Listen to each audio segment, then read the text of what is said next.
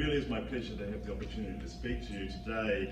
I must admit I've been a long-term avoider of Synod attendance, but Andrew Metcalf is a persistent shepherd and eventually had me penned into today's agenda. And when I saw motion 6, concerning two key areas of concern in climate change and food poverty, I really couldn't refuse.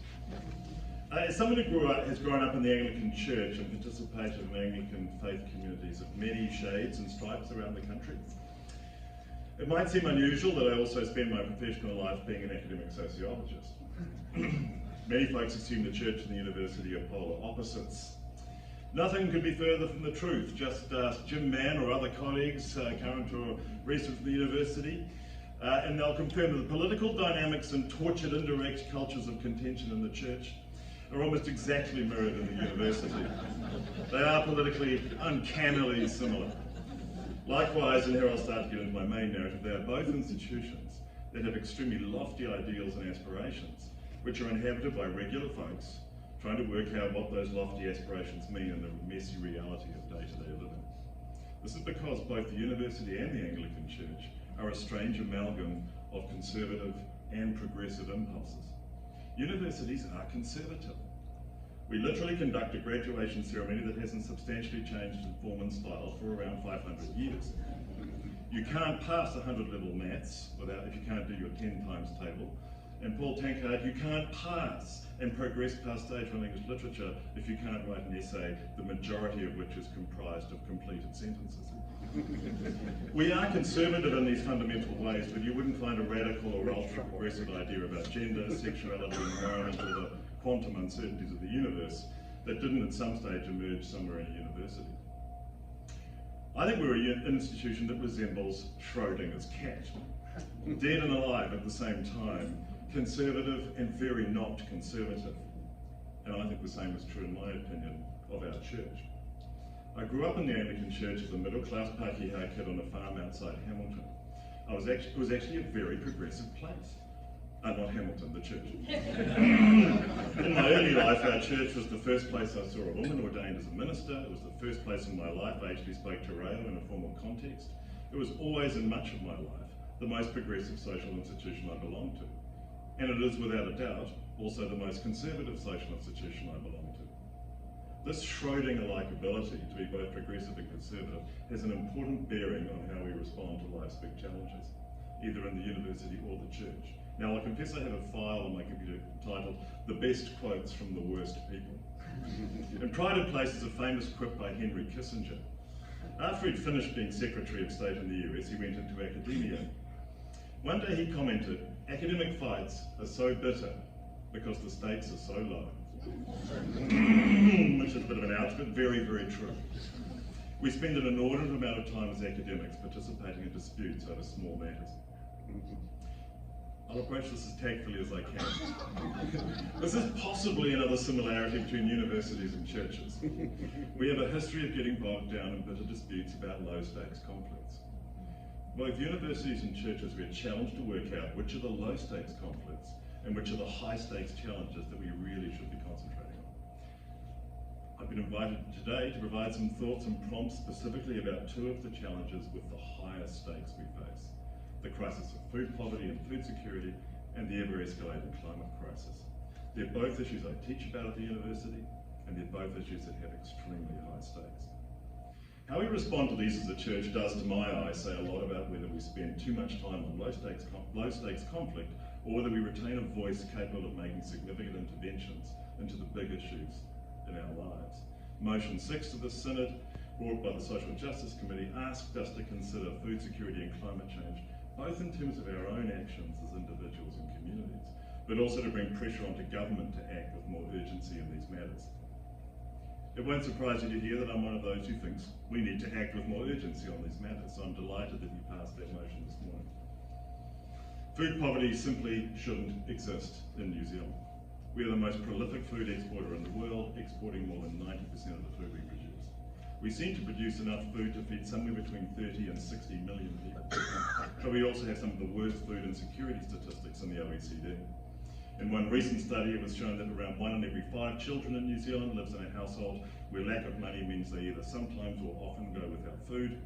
Around 40% of all households experience some level of food poverty at the moment, which reveals that a lot of older households, particularly retired folk, also struggle with food poverty.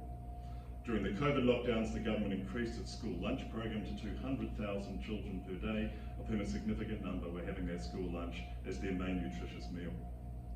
Recent inflation and the price of food has been an irritant and annoyance for a lot of us. It has been a total disaster for many of us as well. Things are escalating really rapidly and in very bad directions. There are many people in this room who either work at or volunteer at food banks. You know exactly what this crisis looks like. I'm increasingly convinced the single most significant growth area of mainstream Christian churches in New Zealand has been the provision of food banks and food charity. Thank you to everyone who helps with that. And what you will all know is that whatever we're doing at food banks helps keep people alive and gives people a basis to try and start to thrive. But it isn't solving the underlying problems that bring people through the door. And every agency that's monitoring food poverty in New Zealand is telling us that the factors that drive food poverty are dramatically escalating right now. As a church, I don't think this is an area where we need to carefully balance our conservative and our progressive impulses.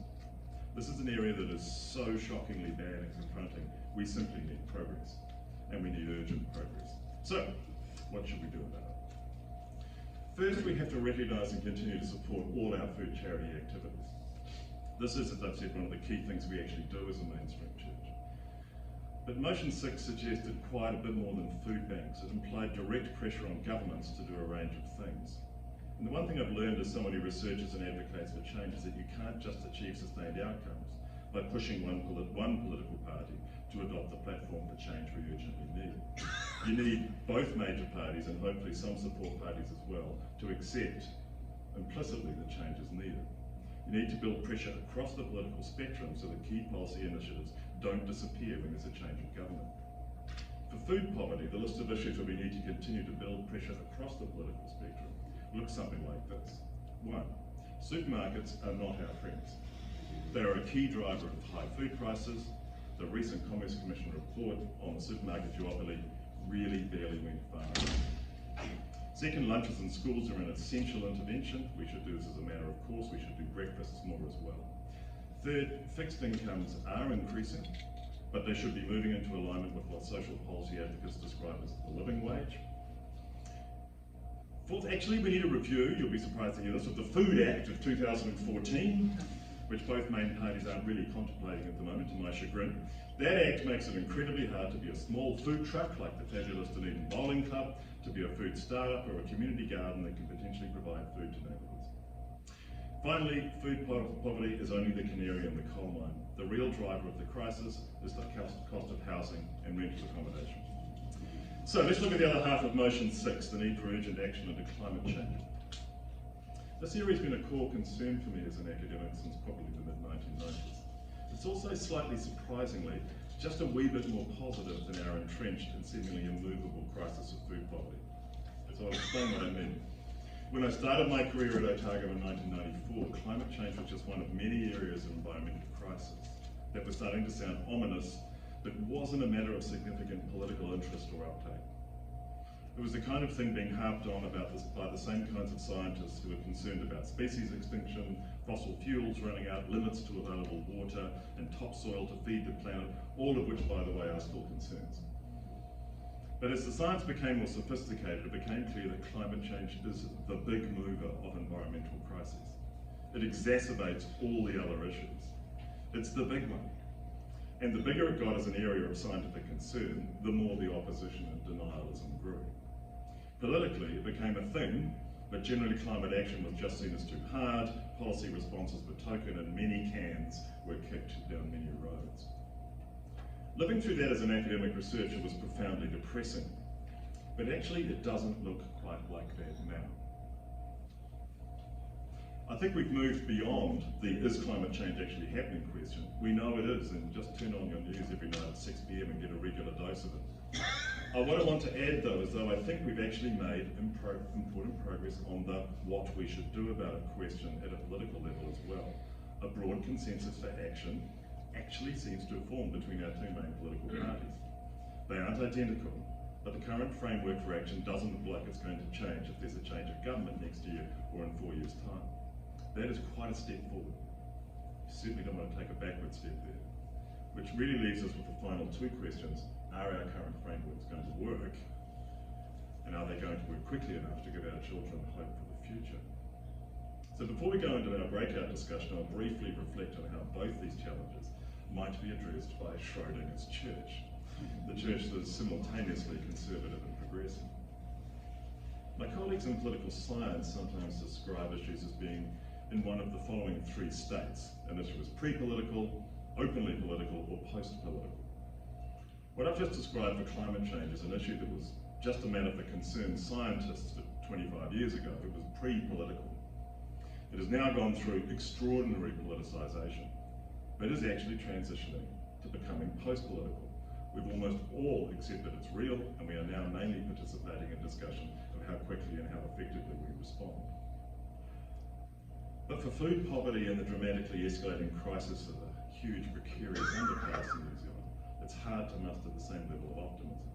Political parties make occasional claims to be addressing child poverty, but we don't even have in scope the range of issues needed to address it. Benefits are raised, but we really aren't making any deep interventions into the one key driver of this, the cost of putting a roof over our heads.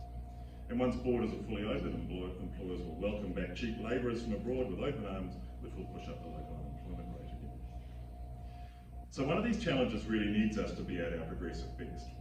And the other, you might be surprised to hear me say, is actually a matter for sustained conservative engagement. Child poverty, food insecurity, housing poverty, these are all moral stains on our society that Christian churches simply shouldn't be able to live with. This needs to become of such universal concern that every serious political party in New Zealand knows it must address it. This is the Anglican Church's moment to loudly call out with progressive intent to everyone in every possible configuration of government. The current avoidance of seriously treating this set of issues in New Zealand society is something we just can't live with. We need to be at our progressive best on this one. But climate change is not in quite the same category. This is now somewhat more post-political. We've moved into a phase of urgent implementation. It's increasingly up to us to be good conservers of our resources and our planet. It's actually in some ways a very conservative issue. It's down to every one of us to start to move and act within long-established cultural norms of care, community and nurture. So let me explain what I mean. We know that South Dunedin is going to be inundated by sea level rise, and somewhere between 4,500 and 6,000 homes are going to be lost. Addressing that with compassion and good planning isn't radical, it's conservative. Good conservatism isn't denialism. It's about keeping families intact, about people not losing precious livelihoods and life savings. It's about making choices when we buy cars, how and when we go on holidays, or when we install heating and insulation in our homes, and choosing more fuel to burn in our fires. It's actually from here on very mundane, sensible, conservative work, just done as quickly as possible. So I'll finish by reflecting that I think the last 2.5 years have perhaps revealed these dynamics more clearly than when we were rolling in a blissful fog of COVID ignorance in 2019. COVID has been awfully clarifying.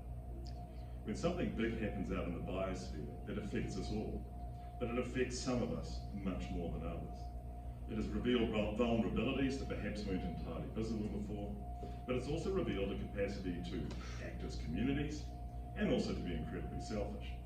There was a brief moment there when it all felt very post-political, not so much now.